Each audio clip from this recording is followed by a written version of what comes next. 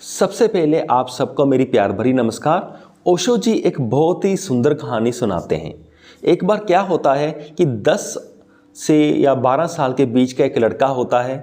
वो देखता रहता है कि ज़ेन मास्टर के पास बहुत सारे लोग आते हैं, बहुत सारे सीकर्स आते हैं। वो उनके पास जाते हैं, उनको माथा टेकते हैं, फिर उनसे वो टेक्निक लेते हैं कि हमें स्पिरिचुअल पाथ में आगे कैसे बढ़ना है।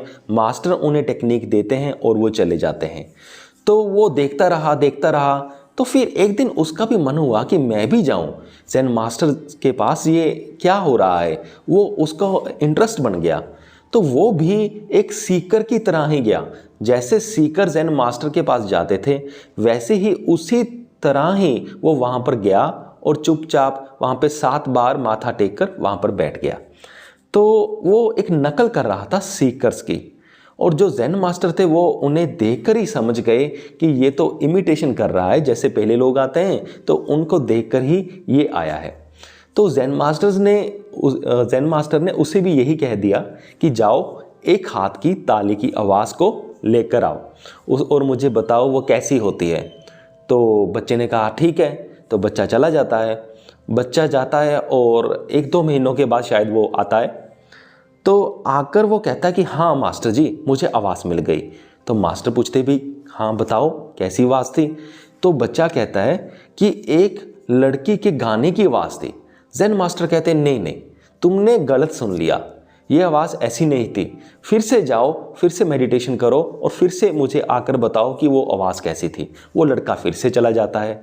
वो फिर से जाता है, मेडिटेशन करता है। 1-2 महीने के बाद आता है और फिर वो अपने मास्टर जी को बताता है हाँ मुझे आवाज़ मिल गई। वो कहते हैं वो कैसी आवाज़ थी। तो बच्चा कहता है वो जैसे पानी की बूंदें गिरती हैं वैसी आवाज़ थी।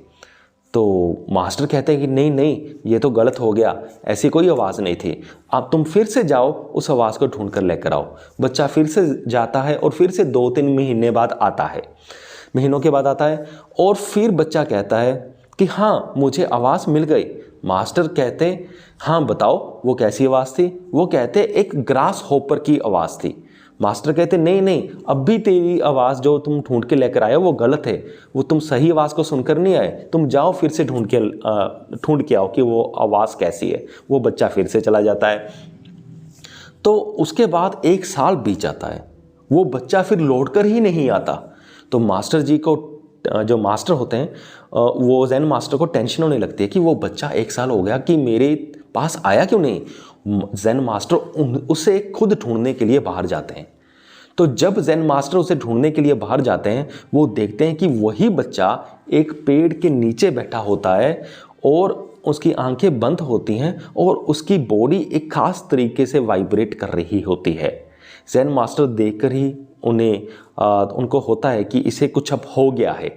तो ज़ेन मास्टर उसके पास बैठे रहते हैं, शाम तक बैठे रहते हैं। सुबह वो पहुँचे होते हैं और जब शाम को जब सूर्य अस्त होने वाला होता है, इवनिंग टाइम, ज़ेन मास्टर उसे बुलाते हैं। तो जब वो उसे बुलाते हैं तो उसी वक्त वो जो बच्चा होता है जिसका नाम तोयो होता है, वो आंखें खोल लेता है और उसकी आंखें पूरी खुली होती हैं और वो अपने मास्टर को देख रहा होता है।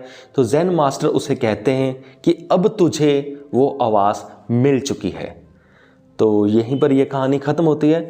तो आगे ओशो जी कहते हैं कि जब सारी आवाज़ें हमारे माइंड से ख़त्म हो जाती हैं, समाज की आवाज़ें, हमारे रिलेटिव्स की आवाज़ें, हमारे दोस्तों की आवाज़ें जो कचर करती रहती हैं हमारे दिमाग के अंदर, जब वो सारी आवाज़ें ख़त्म हो जाती हैं तब हमें आवाज़ सुनाई देती है ओम की।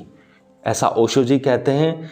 सो ये सारी आज की वीडियो का बात थी कि ओम की आवाज़ कब सुनाई देती है और वो ज़ेन मास्टर की टेक्निक के बारे में। मुझे पूरी उम्मीद है कि आप सबको ये वीडियो समझ में आ गया होगा।